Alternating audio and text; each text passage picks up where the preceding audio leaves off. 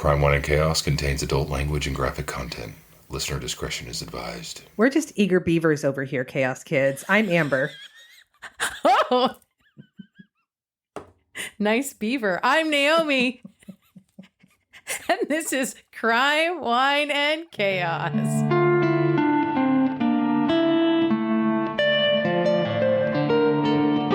Dun, dun, dun. Yeah, it is. Oh my God. Hello. Hello. Because you remember how like subversive Naked Gun was when we were like kids? It was like naughty. So naughty. Such a good movie. I mean, so bad, but like, you know. Leslie Nielsen is fucking ridiculous. But did you know, I actually read something recently and I didn't know this. Because like Leslie Nielsen was like an old man when we were watching like Naked Gun and whatever. Like Airplane was the first movie he ever did that was comedy. Oh, wow. He was like a dramatic actor? He was a dramatic actor. He was like a very serious and dramatic actor. And they put him in Airplane, which is... Dude, there are jokes in Airplane I've heard a million times, and they still crack me up every fucking time. Wow. Because they're just so silly and so... Anyway, as soon as you said something about beavers, I thought of that scene in Naked Gun 3.5 when what's-her-name goes up into the attic and she's looking for something and she pulls, and like before it comes down, he's like, nice beaver. And he's like looking up her skirt, and then she passes down like a taxidermy beaver. Like, it's the best. So dumb. So dumb. They have sex and they both put like full body condoms on to have safe sex.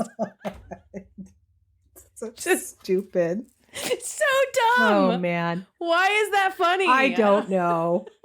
I don't know, but it is. Hi, sister. You were starting to tell me something funny and I said, pause. Oh, well, we were talking, hi, Chaos Kids. We were talking about trying to be healthy because, you know, you get to a certain age and like, you really have to work at it. Fuck, man. Your body doesn't want to cooperate with you anymore. It does not come easy. Mm-mm. It's some real bullshit. And what I was going to say is funny is that I have this tendency to do this, strangely enough, in the winter more than I ever do in the summer, which is so funny because you think of the summertime, or at least I do. I think of summertime as like there's longer daylight hours. Well, you know, in the northern regions where we live, there's longer daylight hours and you're more active outside and you're doing things and you're eating more fruits because it's fruit season, whatever, right? It just seems like a more healthy time. But I swear to God, my healthier times always end up being in the winter. That's interesting. I don't know why. But it's always around November or December that I'm like, God, I got to get it together. Maybe you're more mindful of how many lull days you've had in the winter. Maybe. So you have to actively like make it a priority where it's just naturally happening in the summer. Maybe. Yeah. Huh. Maybe. Well, that might be good it. for you either way. It's not easy. No. No, it's not. Good for you. No. What's going on with you? Oh, thank you for asking. I was going to tell you, I had mom and dad over for dinner earlier this week, and dad came up to look in my studio, and I have my frisbee fuckers frisbee on the wall, and he's like, what? He's like, what is happening? You had to be there. You had to be there. Obviously, it's frisbee fuckers. Obs. You don't know about that classic German pornography titled Frisbee Fuckers? Look it up. It's a thing. Anyway, it made me laugh. And now every time I see my frisbee fuckers, which is right here, it makes me giggle. Frisbee fuckers? Yeah, it was awesome. Yep. Oh, excellent. I love that. What are you drinking today? Thank you for asking. I am not able to pronounce this. Maybe you can. I mean, I highly doubt it, but we can Let try. me spell it. Hold on. Put your listening ears on. It's like a spelling bee, you guys. Say it in a sentence. I can't. If I could, I would. Okay. Bebame. Bebame? Or Bebame? Bebame. Bebame? Bebame? Bebame. Bebame. Bebame? Rubber baby Bebame or bumpers. Bebame? She sells seashells down by the seashore. Exactly. I almost opened with if a woodchuck could chuck wood, but I decided to go. It was foreshadowing. Anyway, it's a red blend from El Dorado County, California. I opened it because I don't know the French pronunciation, but I'm making beef burgundy. No. Which is basically like a beef stew, right? Like crock pot situation, Dutch oven. It's a recipe from Julia Child, and it's almost like if beef stew and beef stroganoff had a baby. Right. And then you serve it over mashed potatoes, but you marinate it in a full bottle of red wine like all day. Right. So I saved just a glass. You marinate it in red wine? Yeah, and then you strain it, and then you reduce the red wine and put it back in after you brown your beef. And then you roast it. Mm-hmm. You brown it and then roast it with this reduction sauce. And carrots and mushrooms and all the things, and then you. Holy shit! That's a whole day adventure. That's right. Okay. Well, I'm not sure I can eat that because of the red wine. Well, I mean, maybe because it's being stewed and reduced and cooked for so long. You know that like most alcohol doesn't actually cook out. That's a misconception. I was wondering. Unless it cooks for a really long time. So would you say as a rule of thumb, it's not a good idea to serve any kind of sauce with alcohol in it to children? I mean, it's hard to say. Depends on how much alcohol is in it. Mm-hmm. It's not like alcohol is inherently bad in small amount. Like it, you know what I mean? Most sauces that have alcohol in them aren't just like straight alcohol. Well, except there has been time when I've gotten like clams and like a white wine butter sauce. And it's like, whoa. And gotten tipsy? Not tipsy, but it's like, oh yeah, I can taste that wine. That is not reduced. That is not cooked out. That's okay. That's okay. There's little passes. Because you can buy like jarred vodka sauce. Yeah, because there's vodka in it, but also a lot of times those sauces are also cooked for a really long time. Okay. They're simmered for a really long time to like, you know what I mean? Well, after I reduce my wine, it then goes into the Dutch oven and in the oven for like an hour and a half, which also means we need to be done here by 4. So let's get going.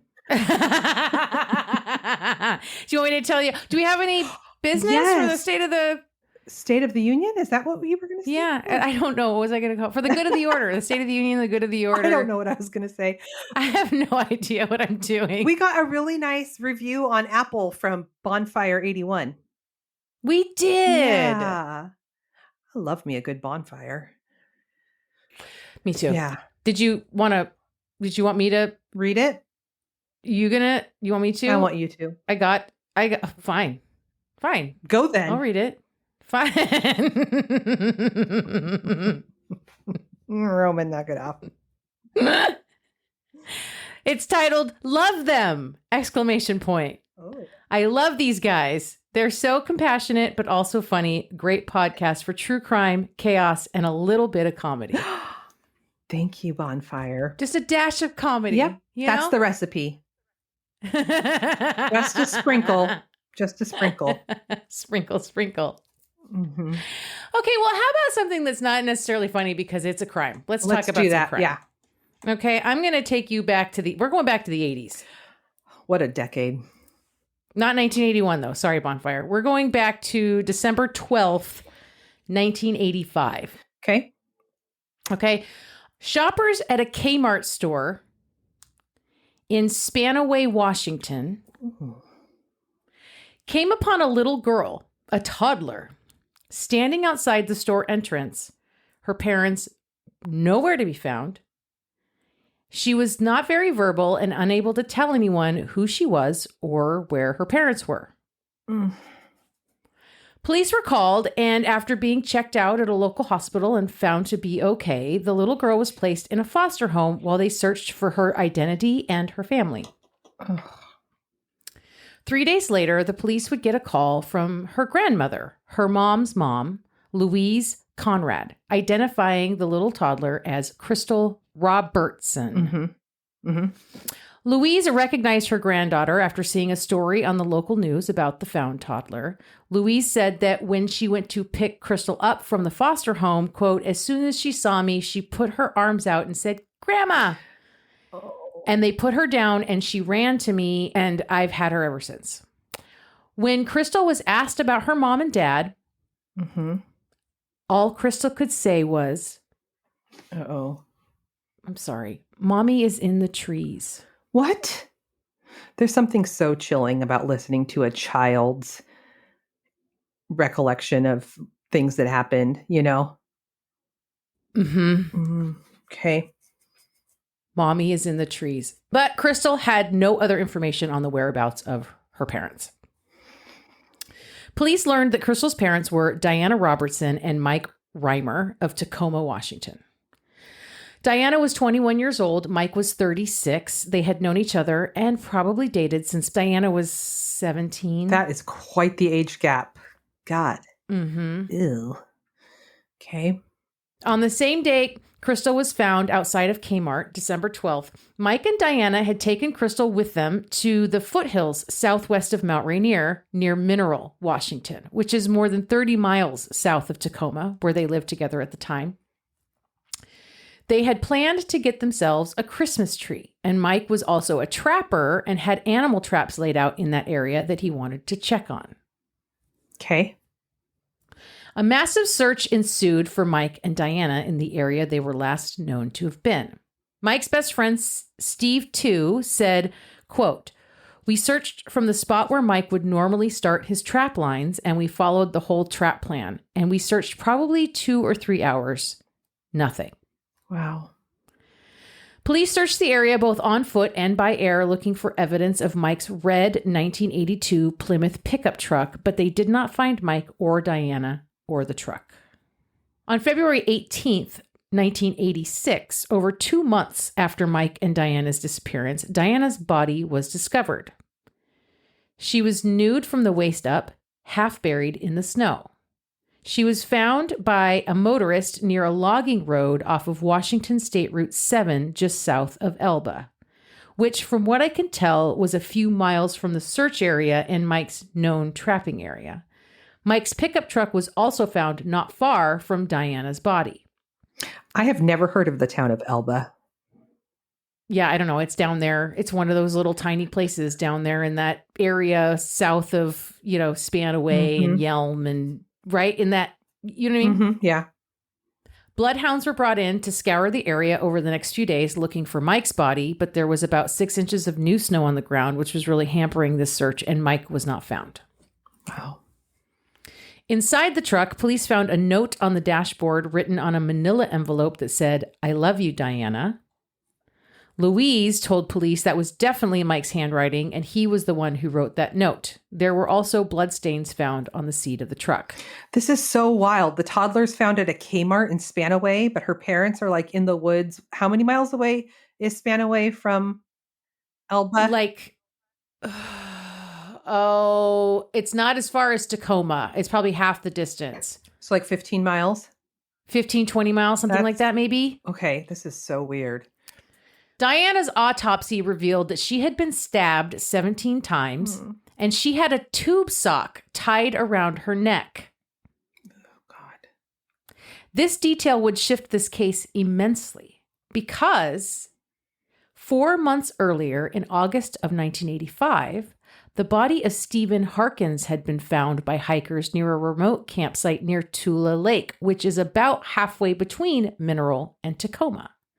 Stephen, 27 at the time, and his 42-year-old girlfriend, Ruth Cooper, had headed out from their home in Tacoma for a weekend camping trip and failed to return to work on Monday at a vocational school they attended together. When they had not returned, their family reported them missing. The couple had been dating for 3 years and had lived together for 2. Ruth was a single mother of 5. Stephen worked as a truck driver, and both were training to become machinists. They loved camping, and Stephen's brother Michael described Stephen as unforgettable in looks and personality and very charismatic. Oh, that's sweet. On the evening of Saturday, August 10th, 1985, Stephen and Ruth attended a friend's wedding reception in Tacoma. Afterwards, they went on a weekend camping trip to Tula Lake near Yelm. They planned to return Sunday evening, but never did. This is why you don't camp. This is why camping, camping is a no. I mean, I really enjoy camping. Oh, God. I don't.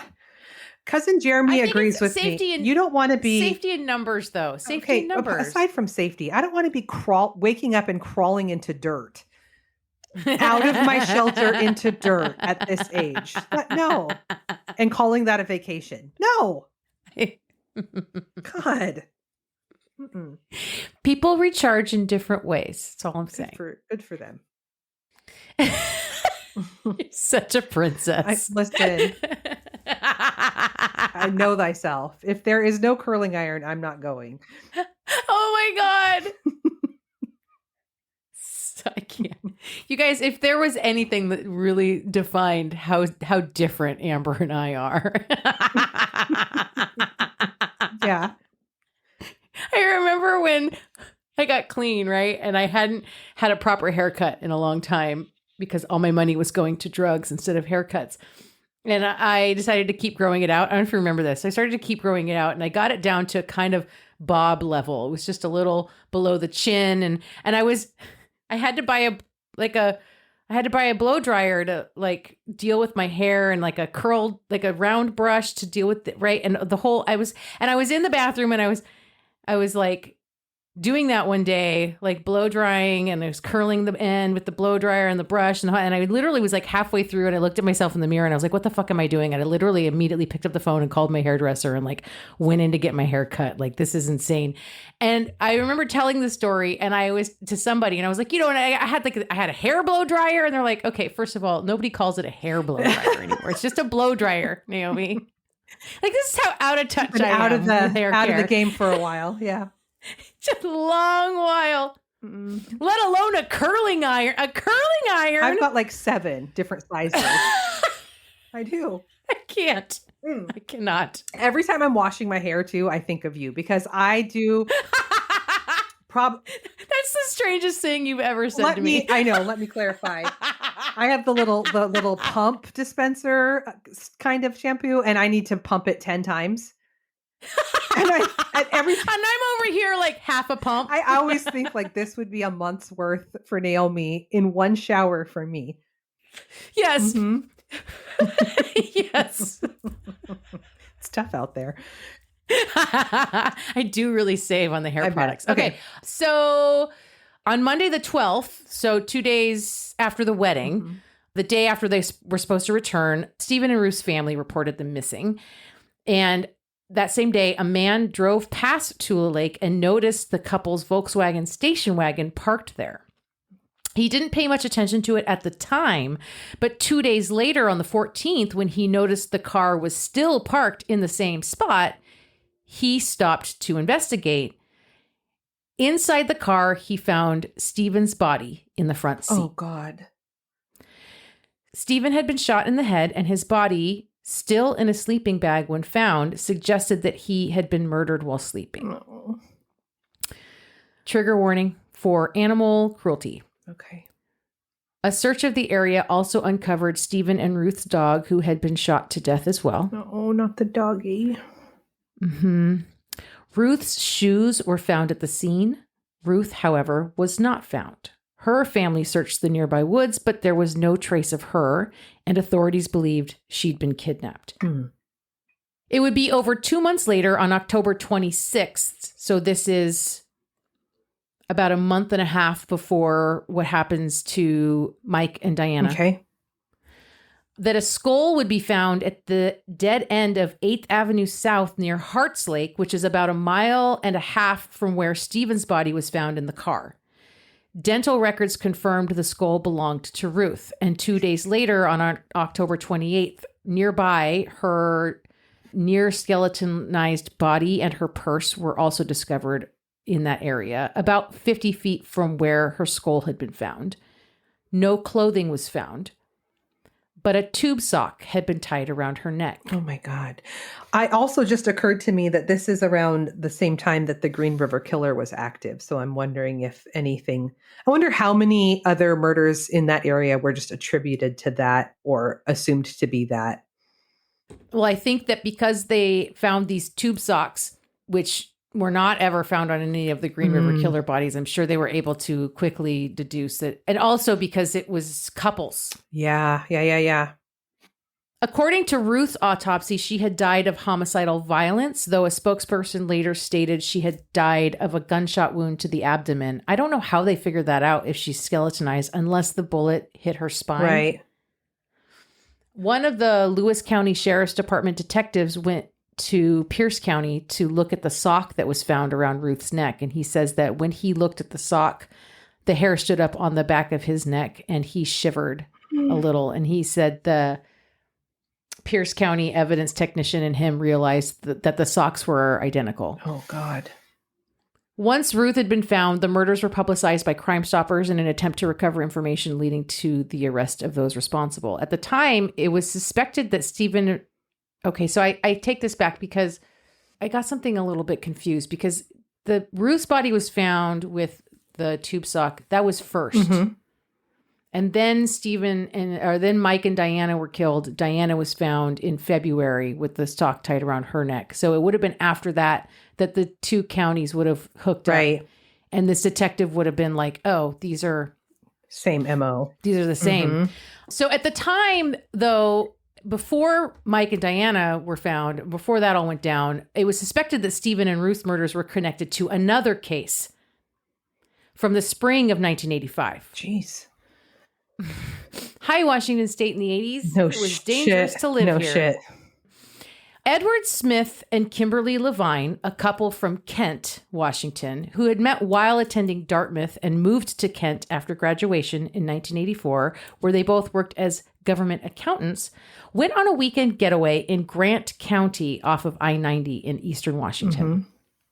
Mm-hmm. Grant County is like central Washington. It's like past Yakima, but it's a big county, though.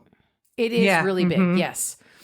They left on March 9th, 1985. This would have been the spring of the same year that the other murders all took place, right? Yeah. And like Ruth and Stephen, that was in August. Mm-hmm. And then Mike and Diana were in December. Okay. So this is March. And they left on the 9th. And the next day, so on the 10th, Edward's body was found in a gravel pit close to the Wanapum Dam. His hands were tied behind his back and his throat was slit. His wallet with his ID was missing, so it would be later that the police identified Edward when his employer raised the alarm that he was missing. Mm-hmm. A major search was launched to find Kimberly, and 2 weeks later, their vehicle was found abandoned about 10 miles away from where Edward's body had been found. There was a fingerprint recovered, but no signs anywhere of Kimberly. It would be 5 months later, August 1985, that Kimberly's body would be found in sagebrush 2 miles from where Edward's body was found. Her body was now only bones through exposure and animal predation. This was the same month that Stephen's body was found executed in his sleeping bag while Ruth remained missing. Wow. This person is just going berserk. So when Diana is finally found in February of 1986, but still no sign of Mike, two theories are emerging concerning these multiple killings. One was that an unknown serial killer had taken the lives of all these couples and hidden Mike's body, or they just hadn't found Mike's body yet. Mm-hmm. Or Mike himself was a serial killer. Okay. Because he still was not, as far as they were concerned, he was still on the run, or he was his whereabouts unknown. Police learned that Mike and Diana had a stormy relationship. Mike had been charged with domestic assault and malicious damage back in October, and the two had reconciled just prior to this Christmas tree trip. Diana had made the initial complaint, alleging to police that Mike had kicked in the apartment door, thrown her to the floor, and rubbed her face in the carpet. There were marks on her nose and left eye to corroborate these claims. And there had been two previous complaints of domestic disturbances between Mike and Diana. There was a restraining order in place, but they had ignored it to get back together. It was currently in place when they went Christmas tree shop. Yes. Oh, not good. Although most serial killers don't kill their own family. Right. Okay. Diana's sister said in an interview, quote, "He beat her up. He took everything out on her. He blamed her for things that he did. If he was seeing somebody else, he would turn it around like Diana was seeing somebody else and justify it in his own mind." Fucking manipulative gaslighter. Mm-hmm. Mm-hmm. Speaking to the press after his son initially went missing, Mike's father agreed that foul play might have been involved, stating that Mike always carried a .22 caliber handgun when he was out checking his trap lines. Quote, "You couldn't surprise him in the woods. If he was hurt, he could get out." Mm. Police weren't convinced, though, that this was enough proof to point to Mike as the killer. His offenses were considered misdemeanors and not near the level of violence seen in Diana's killing. While both Stephen and Ruth had been killed with a .22 and bullet casings were found not far from Mike's pickup truck, Diana wasn't shot, which suggested someone opened fire for an unknown reason, and it was never made clear if those casings were also from a .22. Though circumstantial evidence existed that could lead to a warrant being issued against Mike for Diana's murder, there was a legal stumbling block. The police couldn't prove if he was alive or dead. One detective said that if they can prove Mike is dead, it would mean an unidentified third party is going around killing people in the woods. Right. However, if they can prove that Mike is alive, he immediately becomes a suspect, which changes the situation dramatically. Mm-hmm. Yeah.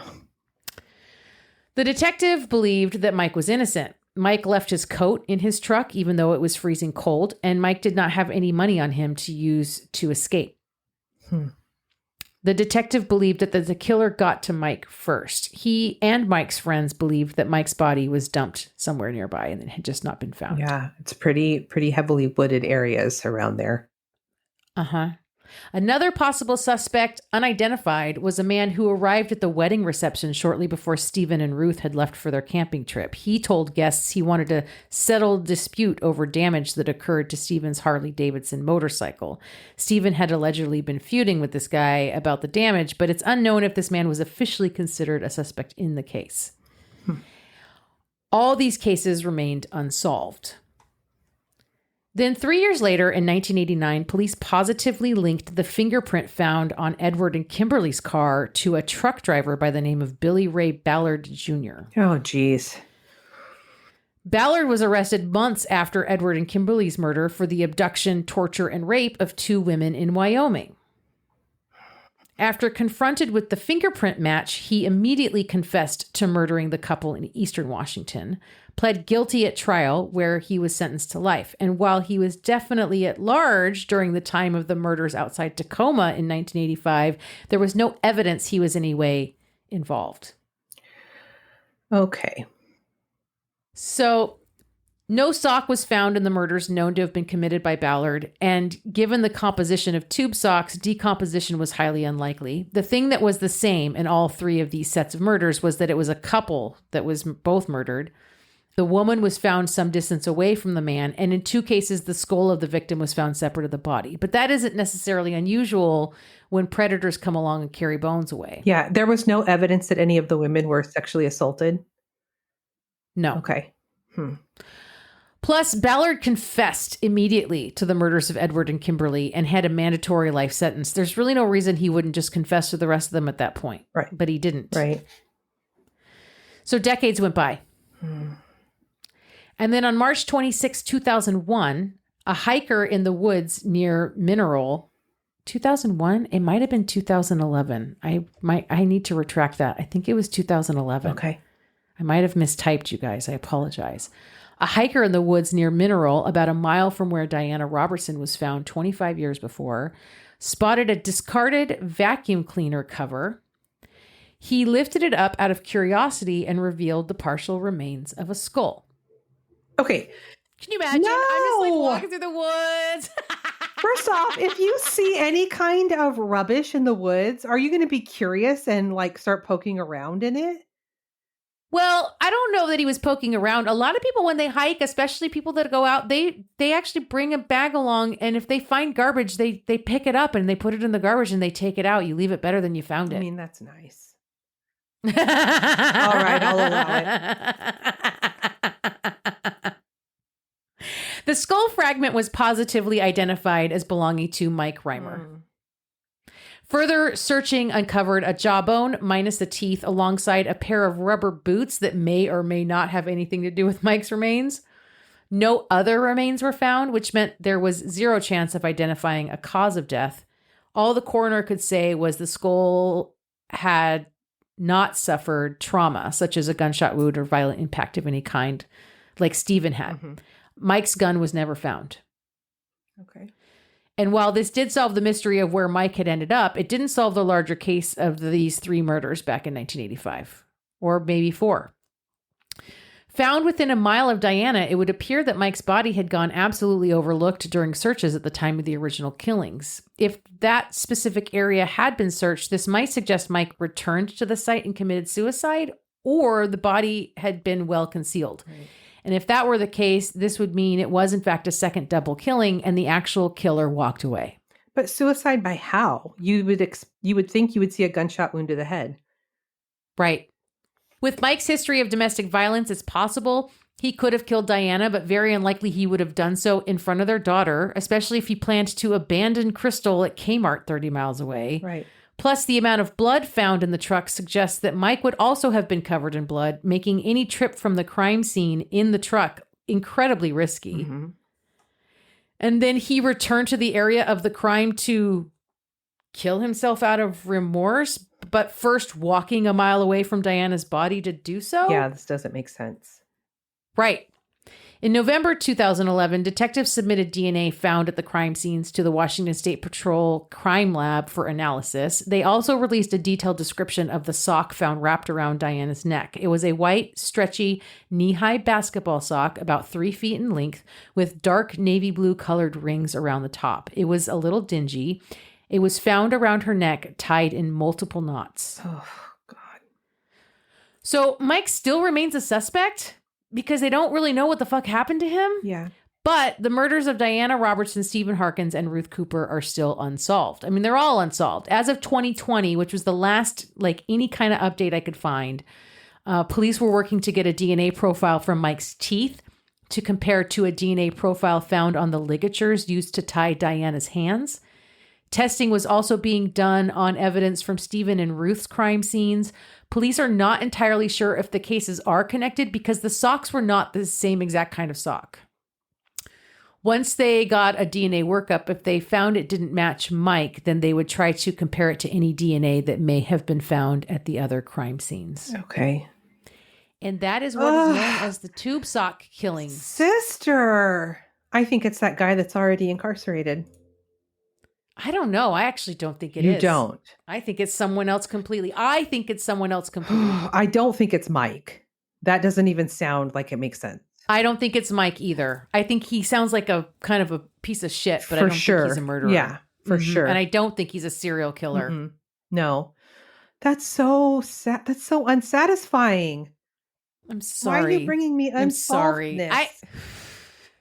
Well, when I first stumbled upon it, I was like, this is interesting because it happened here in Western Washington in the 80s. And it's like what looks like it's some kind of serial killer starting a spree. And I'd never heard of it. I've never heard of that Never either. heard of it. Wow. Never heard of any of it. All right. Fuck. So there you go. That was bleak. Thank you. You're so welcome. Are you ready for some chaos? I am all, it. Okay. You know I'm always ready. Why do you even ask I don't know. me? I don't know. Bring it. Bring it. Bring me some chaos, sis. This story was a listener suggestion from Megan P. All right, okay. Megan, this better be good. Mm-hmm. It is. So we're gonna talk about beavers. Oh my God. I'm gonna be 12 through this whole story. Beaver's the rodent, not the lady bits, Naomi. Oh boy. Okay. We'll start by talking about dams. Okay. I love a good dam. Samesies. So dams can be natural or human-made. They can be used for flood control, to generate electricity, for water storage, and for agricultural use.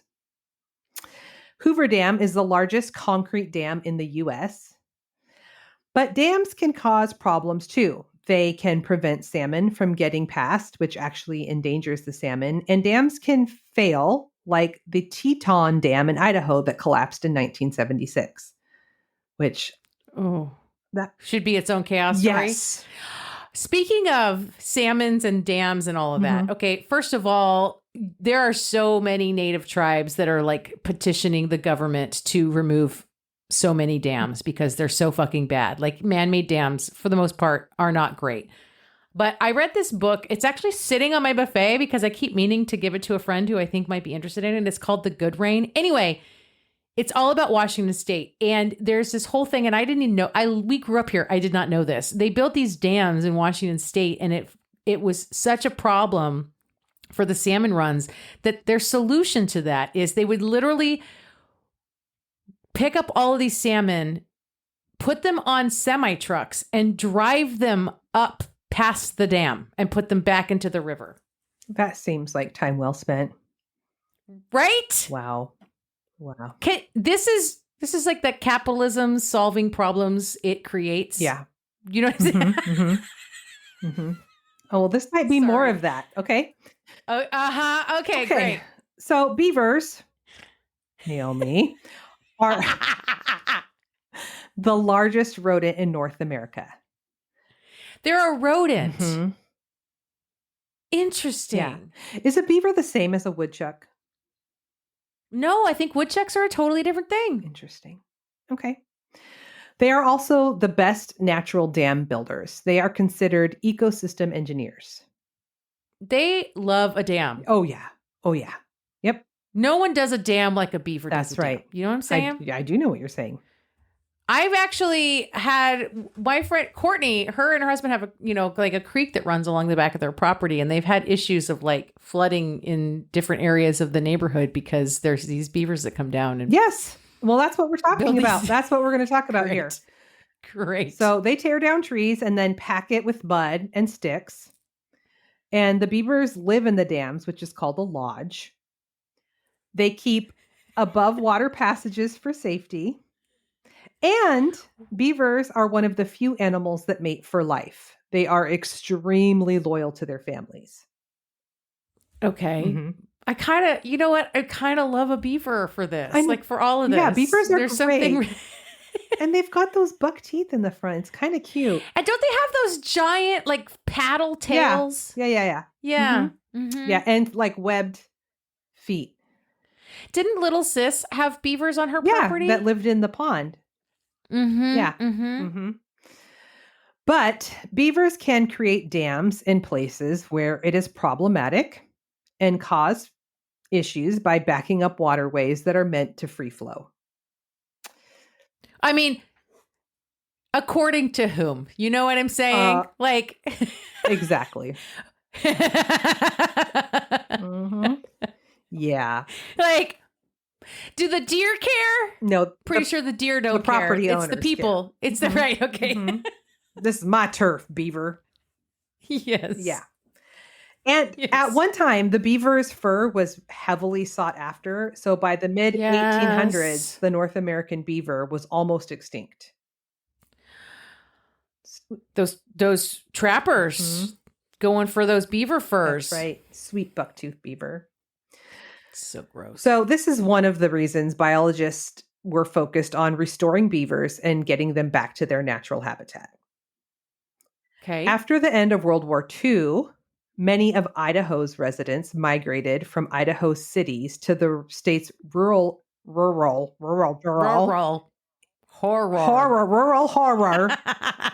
of the Southwest. Southwest. Oh, We've been there. Oh, yeah. Oh, yeah. We've been all through Idaho. Oh, yeah. Seen it. I'm good. So as a result, the Idaho Department of Fish and Game received increased complaints about property damage from beavers cutting down trees and creating dams in the town, which damaged the irrigation systems, which then damaged like the orchards and the farms. You're pro beaver.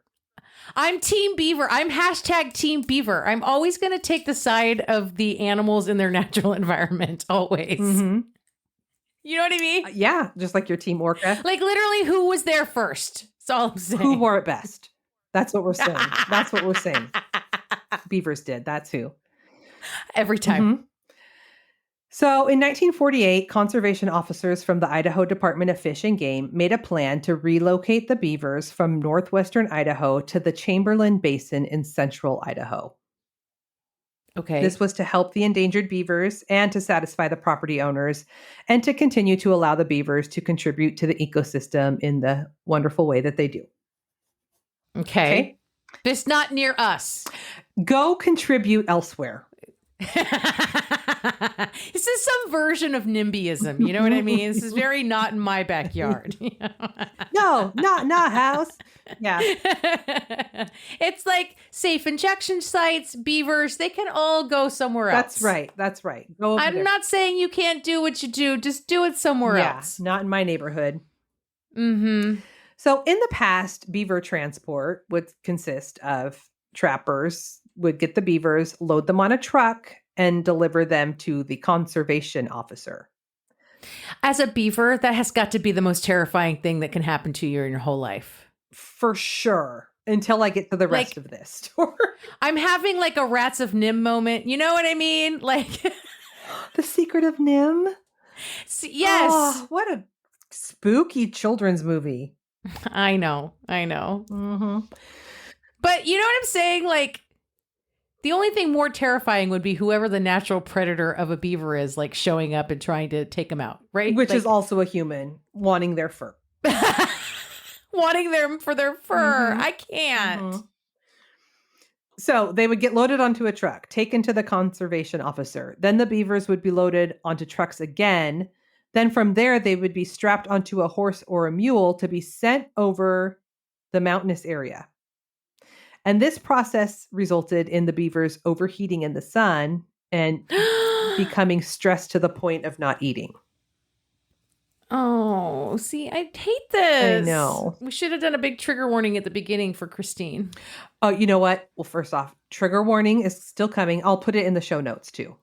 Sorry, Christine. Okay. So beavers cannot stand the direct heat of the sun unless they are in water, and they must be constantly cooled and watered. And sometimes they refuse to eat when they're stressed. And older beavers often become like dangerously belligerent.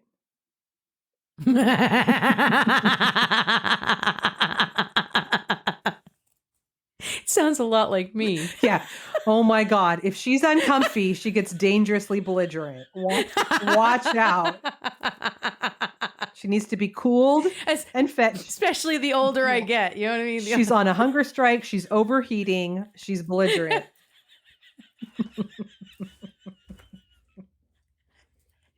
Never have I related to a beaver more than in this moment right now. God. So this time for the beaver relocation, they decided that the best way to get the beavers to their new home was by having them parachute out of a plane. I've heard of this. This is ringing bells. I have heard about this. The Great Beaver Drop. This is insane. This is insane.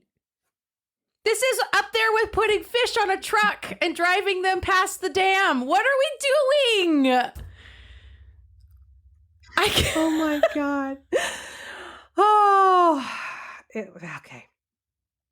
It was an Idaho Department of Fish and Game employee named Elmer W. Heder who came up with the idea to fly beavers to the area and then parachute them safely to the ground using leftover World War II parachutes and wooden boxes that they made, lidless wooden boxes. And I'll explain.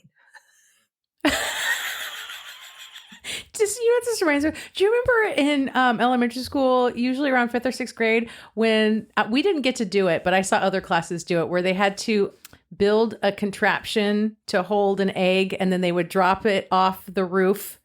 And the goal was that when it hit the ground, your egg didn't break. Oh, I never did that. I never did it either, but other classes did. So we watched them do their egg drops. Yeah. Were they, what was the success? Sometimes people were successful. Sometimes people weren't. There was no instruction except create something to hold your egg in that we drop it from. I believe there wasn't much in the way of like parameters, except that it had to, there might have been some parameters. I don't know. I didn't do the assignment. Great. Well, this is create something to hold your beaver in. That's what this is. I mean, there's some things that can hold my beaver. You know what I'm saying? Yeah, for sure. For sure. Bad breath will hold my beaver in. I'll tell you that right now.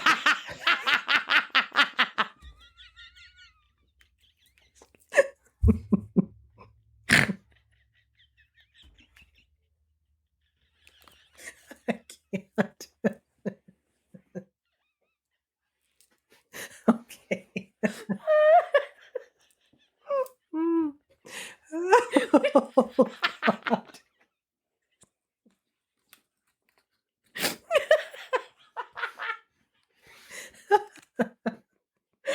Oh, I'm so sweaty right now. I'm so sweaty. Oh my God. Ah. Megan P. Yeah. Thank you, Thank Megan. you, Megan. Okay. Oh my God. Whew. Okay, so these contraptions, 2 boxes with breathing holes fitted together like a suitcase with a hinge. And then heavy 2 elastic bands were fastened to the bottom of the box and extended up the side. So they formed like a double spring, which would snap open when the box hit the ground. Supposedly. Yeah. Mm-hmm. Okay. So the boxes were taken up between 500 and 800 feet. And the design was tested a few times with a beaver who was later nicknamed Geronimo. There's just so much wrong with that. So much. So the conservation officers consulted with the Idaho State Fur Supervisor. That's a thing. I'm learning so much. Samesies. And carefully selected sites to receive the beavers. Sorry.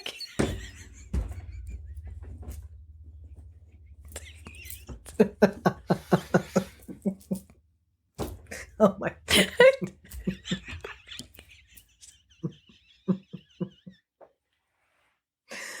Oh. Okay.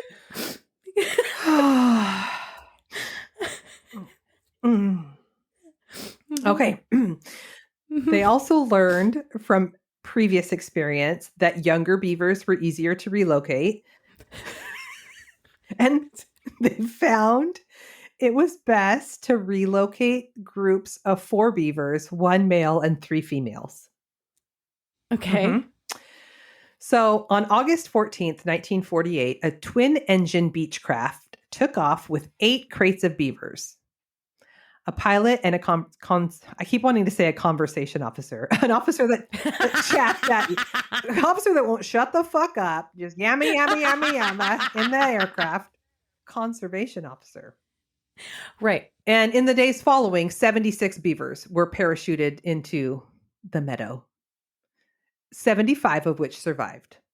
Okay. The only casualty of the Operation Beaver Drop was one beaver that forced its way out of the box while still parachuting.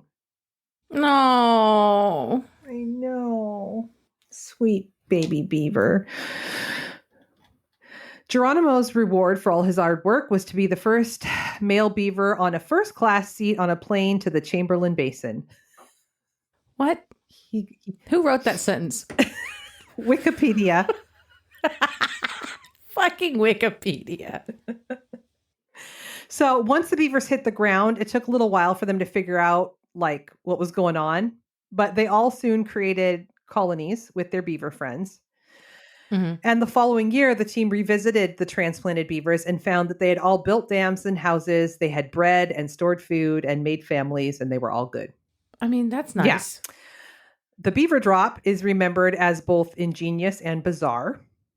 Uh-huh. In 1949, the operation was deemed successful after officials observed that the beavers were all good.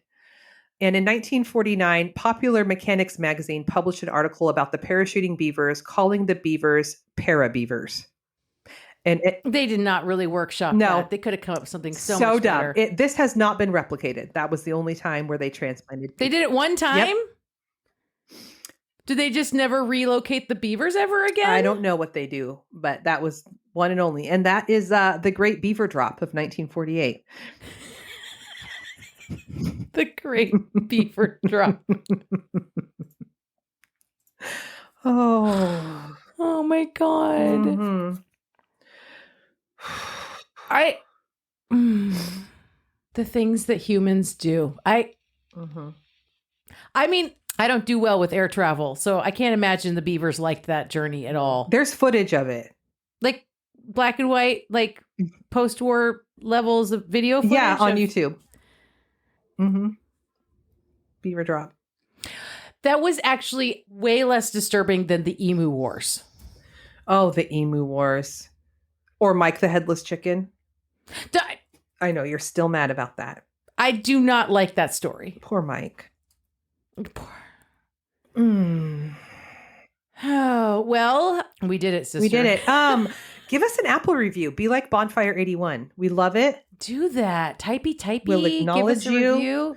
We'll give you kudos. We love that. Yeah. That makes our week. We love that. Also, we have a Patreon where we drop bonus episodes behind a paywall. So you can check out episodes over there. If you join the Chaos Kids Club, it's $5 a month.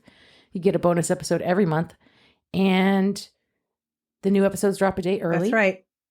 And eventually we're going to have another virtual wine night because we're damn close to another virtual wine night. We just need a few more people to sign up so we can do that. And we do some chatty over there too. We have chats over Naomi there. also uploaded our Prono Pup night over there if you want to go check that out. I did. And the recipe. That's right. The recipe is there. If you want to make Prono Pups, go over to the Patreon. You don't even have to join the club. You can just join the Patreon as a member. That's right. As a free member, and you can see all the things we post over there that are not behind the paywall and have conversations with us over there. That's right. So, oh shit, sister, I love you. That was so chaotic. God, goodbye. Bye.